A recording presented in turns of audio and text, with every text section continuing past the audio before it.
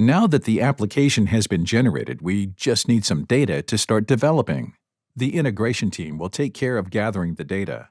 Once a preliminary data set is available, the front-end developers will use it to build the first dashboard for the web UI. The optimization engineers will use it to build and test the mathematical models. We can display the work of these three teams in a timeline. We are at the very beginning of the project. The integration team can now retrieve the first data set. It will not be perfect, but we can use the UI dashboard to visualize the data. And together with the business users, we can fix the inconsistencies. The optimization engineers will be able to use the validated dataset to implement the first version of the optimization engine. In the next sections, we will see in detail how these three teams work on the platform. To support the collection of the very first dataset, the platform generates an Excel template. This Excel template can be found in the generated application code in Gene Services, Data Service, Resources. The file that we generate contains one tab for each entity. The expected information is displayed in columns. Using this data template file, the integration team can receive the very first set of data from the business user and import it in the application. Once we get back the Excel data file filled in by the end user, we want to visualize it in the application web UI. To do so, we have to run the application, start the web user interface, and log in. This is the home screen of the web user interface. It's empty at the moment because we have no scenario created yet. To visualize the data, we need to create a scenario and a dashboard. To create scenarios, click on this button. Name it, and drag and drop the data file that was provided by the end user. This will create a scenario and import the data into that scenario. Once the data is imported, the scenario will appear in the list of available scenarios. To visualize the scenario data, we will create a new view or new dashboard. A view contains one widget only, for example, a chart or a table. A dashboard contains many widgets.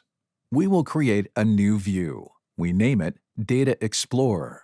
The view is now available on the left tab, and we need to select the Data Explorer widget.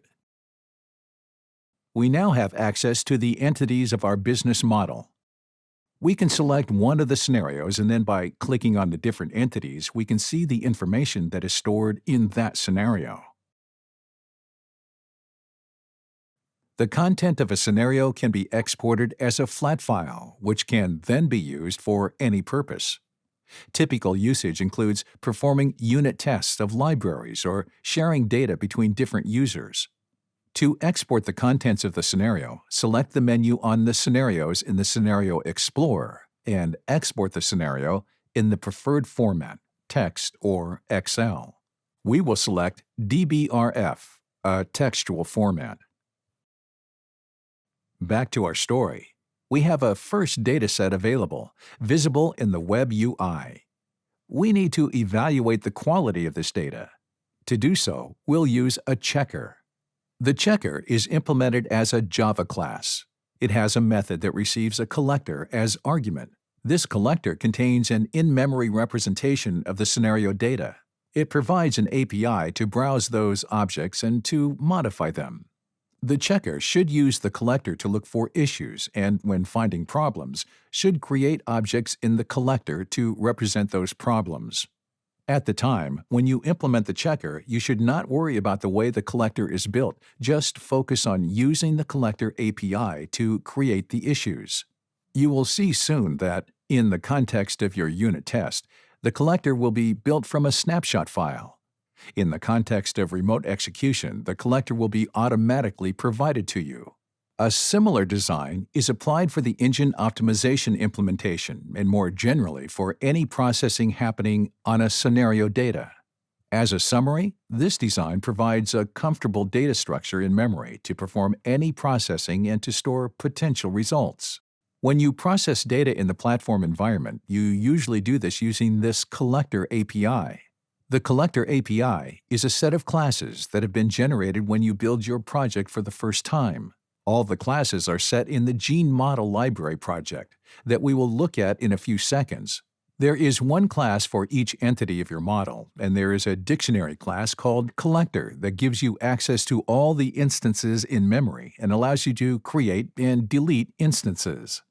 You can find the generated classes in the Gene Model Library of your project inside the Build SRC main folder of your application. There is one class for each of your entities, as well as a collector class whose name was given during the configuration of your application.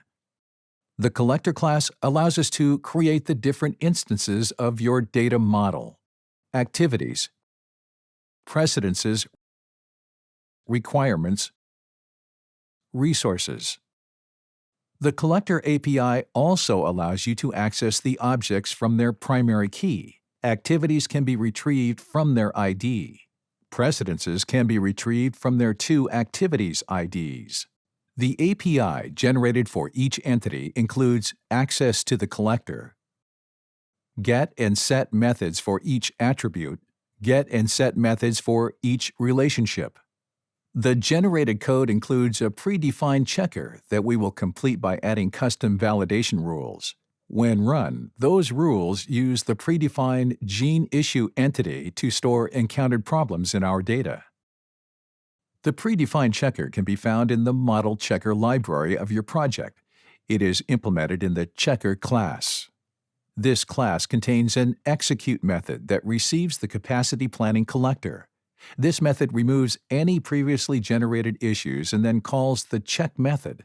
The default implementation of the check method creates some statistics based on your data model. You will need to customize it by adding specific rules to validate your data quality. To add custom rules, we will be using the Collector API. Let's assume we want to create a rule that will check the resource capacity. We need to check all the resource capacity instances. We have the getResourceCapacity method in the collector, which allows us to access all the existing instances. For each resource capacity, we will check if its capacity quantity is greater than 1.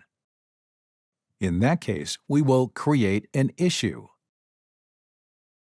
An issue is defined by its severity level, a message for the end user, a tag, and the entity it refers to.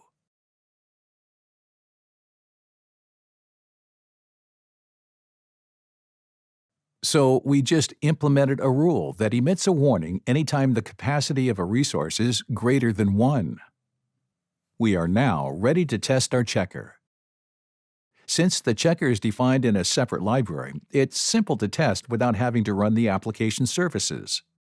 The generated code includes a predefined unit test that you can complete.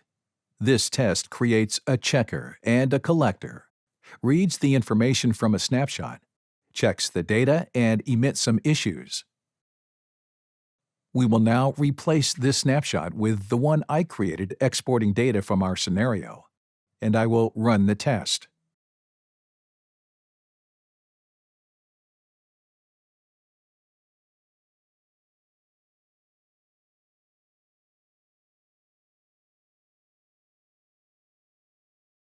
You can run the test inside the integrated environment or outside.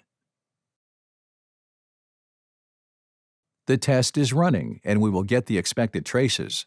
Note that the real unit test would assert the existence of the expected issues. Now that a first good dataset is available, the optimization engineers, integration team, and UI developers can start working in parallel on the platform. Let's focus on the work of the optimization engineer. To work on an optimization engine, we will be doing something very similar to what we did for the checker. An optimization engine can be seen as a data processor that will receive data in the form of a collector, compute some optimization solution, and store the results into the collector. In our application, the results are stored in the form of schedule instances and KPI-related instances. When writing the engine code, we will rely on the collector and not concern ourselves with the provenance of that collector. Let's have a look at the engine library, where we will be implementing our optimization engine. You can find in your project a capacity planning folder which contains the engine code, and within this folder, there is a predefined class called Optimization Engine Implementation. The execute method receives as parameter a collector and some context information to provide notification during the execution. The default implementation generates some random progress messages and returns the collector as output. The generated code also includes a predefined unit test class, Optimization Engine Implementation Test, that is located in the test folder. This class includes two predefined unit tests. The first one shows how to validate the execution and test that progress messages are emitted as expected. The second test shows how to create the collector from a snapshot before running the engine with that collector. For the sake of this tutorial, we have implemented a default engine that does capacity planning. We went to the Optimization Engine Implementation class. We changed the execute method to call a schedule method and a compute KPI method. The schedule method is using the collector data to set up constraints by using the constraint library of CPLEX. For example, for each of the resources existing in the collector, we will be creating the corresponding CPO to present the resource usage across time. For each activity, we will construct an interval that will be used later by the optimization to set up the time of the activity execution. In the KPI computation, we created two sub-functions that use the solution. The first one computes the resource usage per day. The second one computes some KPIs such as the time span to evaluate the overall quality of the solution.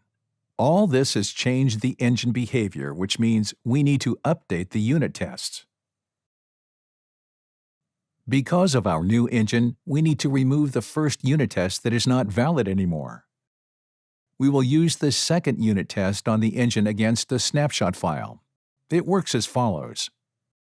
A collector is created. The content of a snapshot file is loaded into the collector. The engine is run against the collector. The first thing we need to do is to ensure that the snapshot file is set into the resource folder of our unit test. A standard unit test would include some validation rules. For the sake of this demonstration, I will just print out the solution summary information.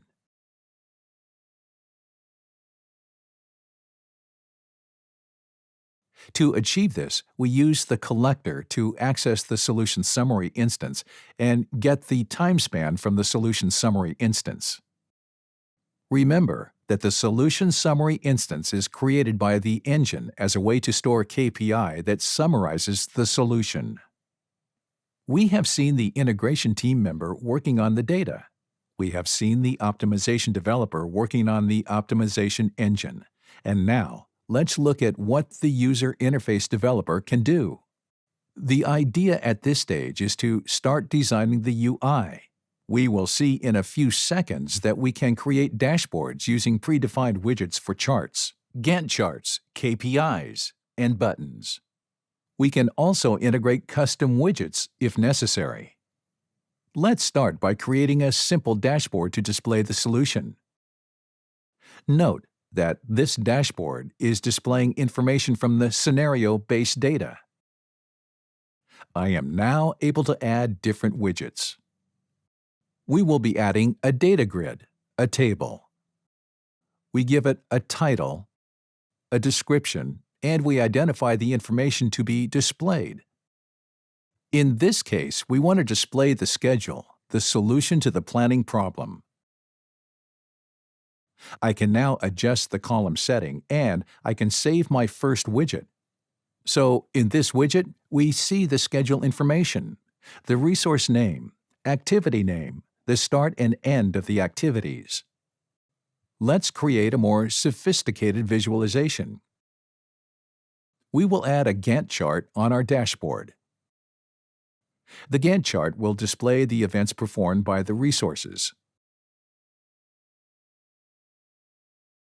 Events are a representation of the schedule entities. We configure their attributes. The label will come from the activity of the schedule.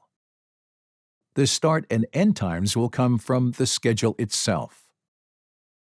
There will be one line for each resource. In just a few clicks, we are able to add this Gantt chart to the dashboard.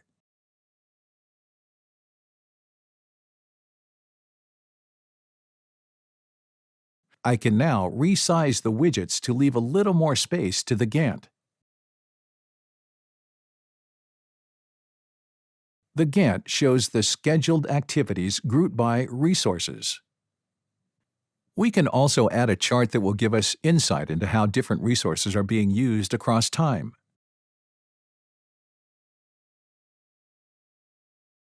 We will call it Resource Usage. It takes the data from the resource usage per day, which is a table that is computed at the end of the engine processing.